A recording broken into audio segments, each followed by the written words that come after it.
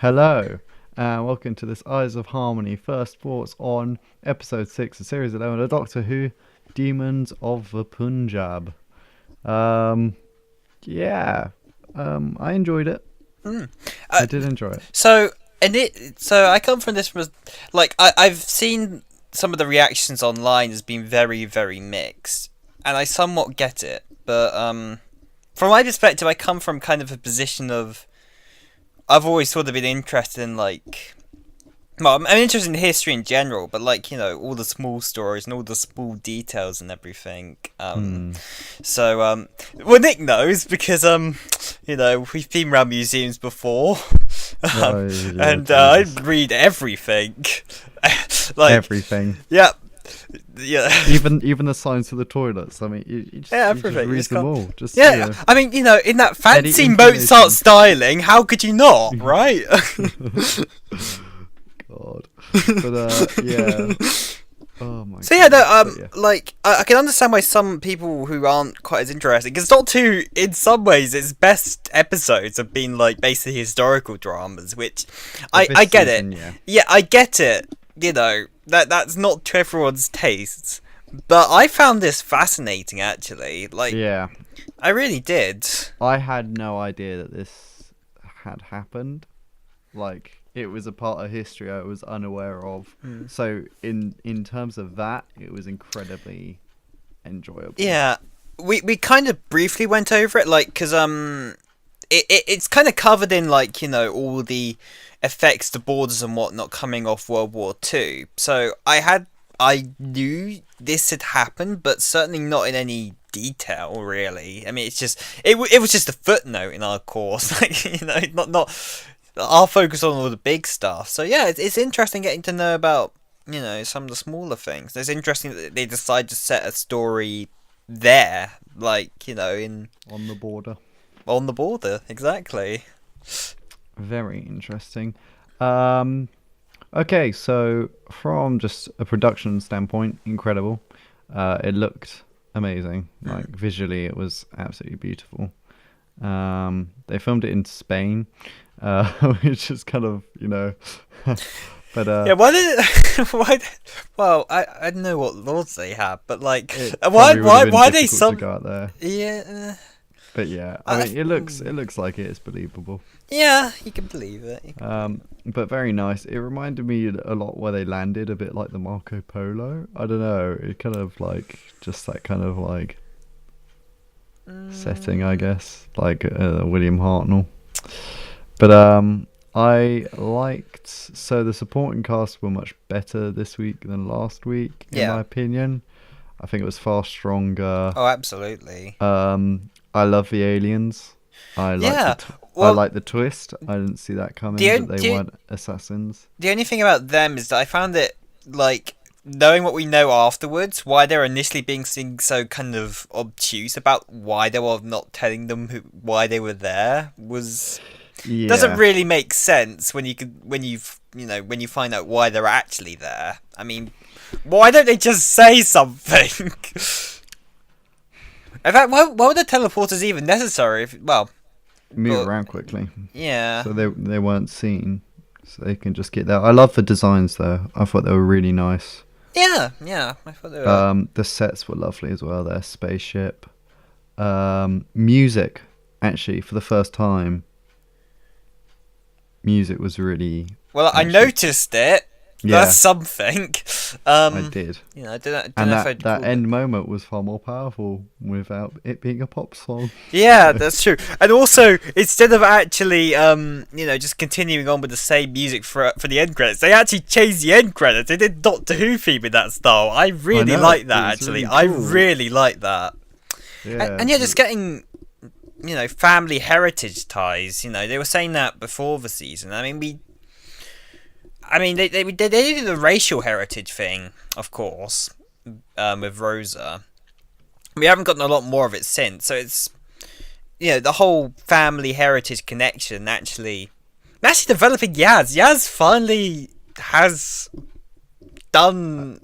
Well, I don't know if I say done something. It's very imbalanced still.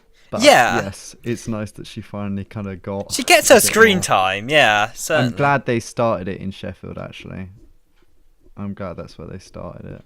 Hmm. But what I find weird is that the grandma doesn't remember her being there, like, or does she? I'm kind of interested. It's like Yeah, maybe she does know because at the beginning I thought that was what she Yeah. was going to imply when about the tell you when you're later older. stuff. Yeah, Yeah, I tell you when you're older.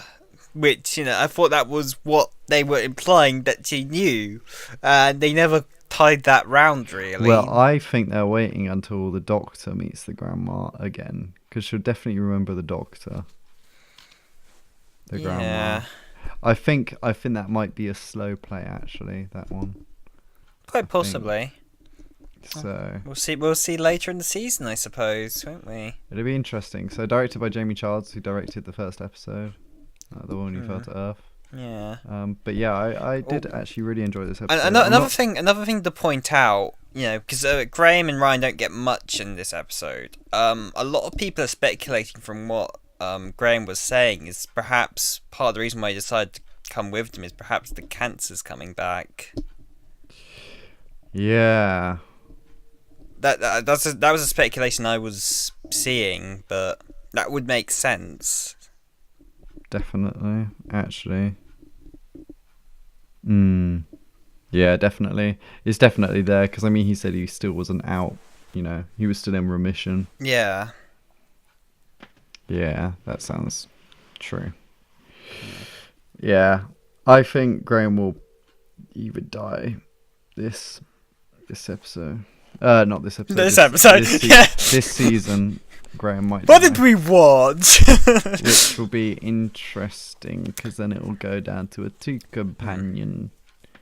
For next year, or unless they all go, unless we start fresh again, or just Yaz stays. I don't know if Ryan would want to stay in that case. That'd be interesting. Yeah, I mean, just in general, going back to this episode a bit. I mean, it was just the whole concept of it's always interesting with stories where it kind of like they really focus in on the you can't change this or this won't happen and whatnot. But this episode especially, that was especially potent, especially when they came to actually like the guy that, is supposed to die and has to die in order for Yaz to be there. So, I mean, that was just an interesting take on the whole thing. Like, they never... Yeah, I can't really think of anything else quite like that. It was very good. I feel like maybe the episode would have been better, say, having Ryan and Graham not been there. I think it would have been a lot stronger if there was only one companion, or maybe two. But with three, it does make it very difficult, I think. Yeah. Because it's like they have so little to do in each episode rather than... So the issue with Clara is she always did too much. But the issue with these three is they do too little because they have to spread it evenly among them. Yeah, although I don't think really anybody did anything in this episode. I think that was part of the point, wasn't it? That, time is supposed to...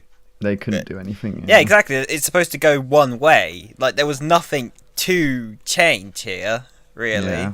I like the alien design, though. Costume design, that was very cool. Yeah. I like how the Doctor had known of them but had never met them. I like that. But that's happening a few times here, although... I know. But it's again like bad guys who aren't actually necessarily bad.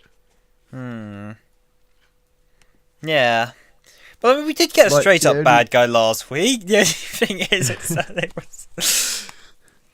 Well, it wasn't actually trying to hurt anyone. It just ate food. But the it only was... real baddie we've had is Tim Shaw and a racist. Those are the real bad guys that we've had. That's about it.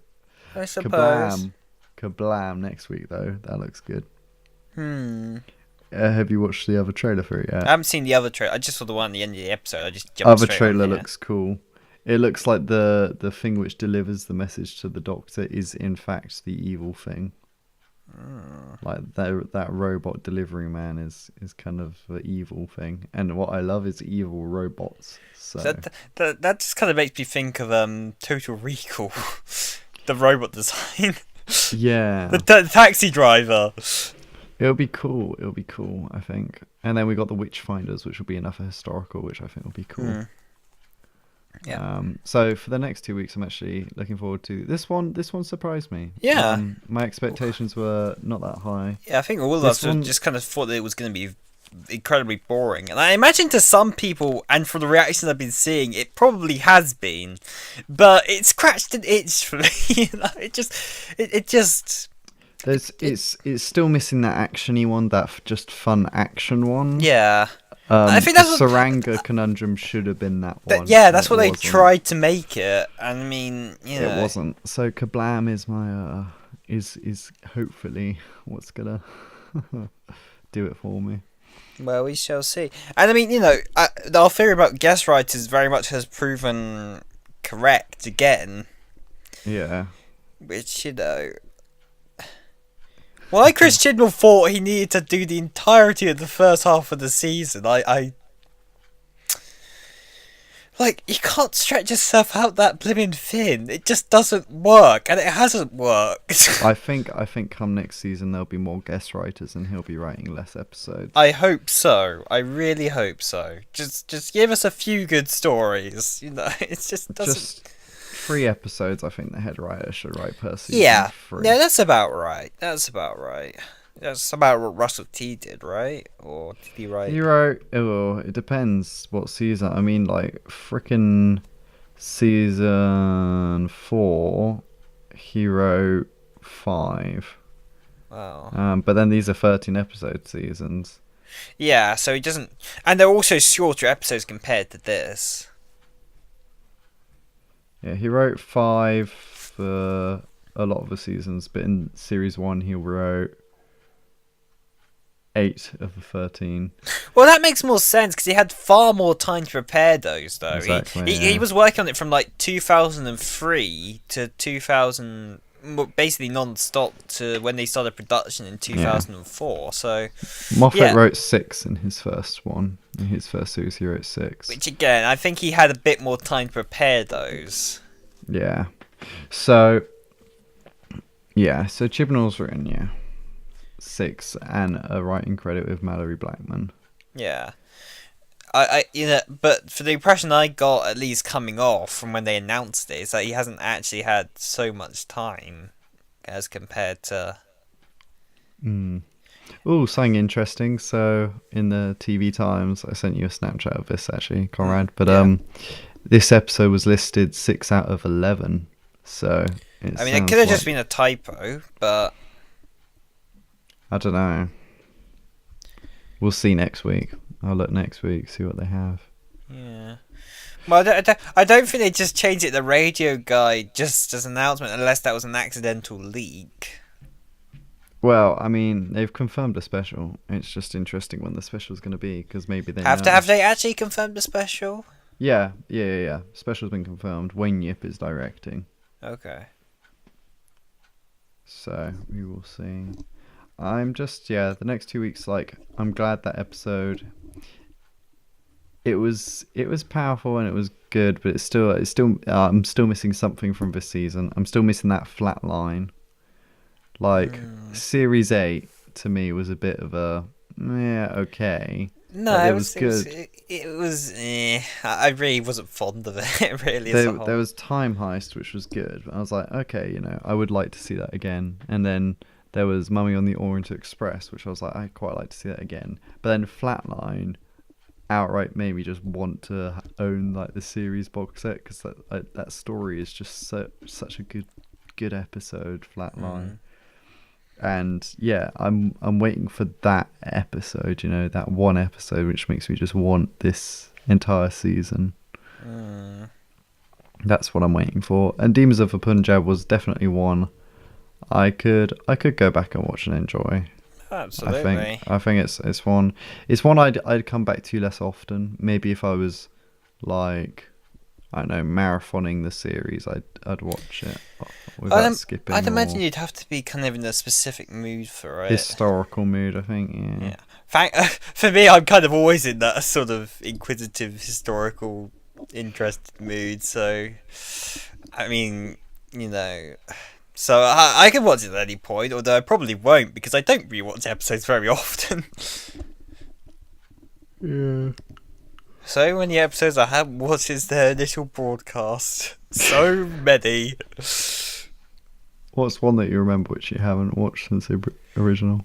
Out of interest. So I've watched the entirety of series 1 since now. Probably like the second half of series 2, I think. Well, no, I've watched the last 3 because I had that on DVD. So you haven't watched the Ood one? Actually, no. I have no the Impossible Planet. No, I haven't watched that one at all since its broadcast. Actually. Whoa! Oh man! Oh, I gotta be there when you watch it. Okay. I gotta be there. It's so good. It's so good. But anyway, that's kind of, I guess, it's kind of one of those episodes where there's not too much to talk about unless we're doing a full review of it. Yeah, I mean, there's a lot to dissect about it from a historical and from a character perspective. But if you're just, as we're doing, just kind of surface level, this is what we thought, this is some of the good points. There isn't actually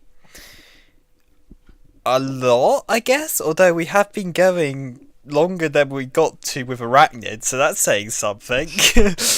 I enjoyed it, and yeah, that is my conclusion. Yeah, certainly, it's refreshing to get an actual competent writing after 2 weeks of meh. Not great, yeah. Meh.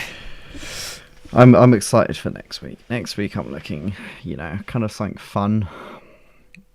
Let's just hope so. Yeah. Yeah. A bit silly, I think, is what I'm looking for. And the Saranga conundrum just didn't manage to be silly because it kept trying to do all these serious undertones throughout it. Yeah. I just want that kind of Matt Smith episode right now. I'm having withdrawal symptoms. Yeah. Well, yeah. Anyway, so tell us what you thought below. Did you like it? Did you hate it? Because again, I think the opinions are very split at the moment, as far as I can see. To see. So yeah, thank you very much for listening. Subscribe to us. We do this every week and try and get out as soon as possible our first thoughts on the episode. And yeah, so next week, kablam, with an exclamation mark. So there we go. Kaboom! Kaboom! Any Sploosh. Legend of Zelda Wind Waker fans out there, that's a little reference for you. It fits because in Ocarina of Time you do the time travels, right? But this is the Wind Waker. And Wind Waker is a sort of a sequel to Ocarina of Time. Okay, anyway, and this is off topic. And there are ghosts in it, and there are ghosts sometimes in Doctor Who. Anyway, thank you very much for listening. See you next time. Wind Waker's a sonic screwdriver. Bye.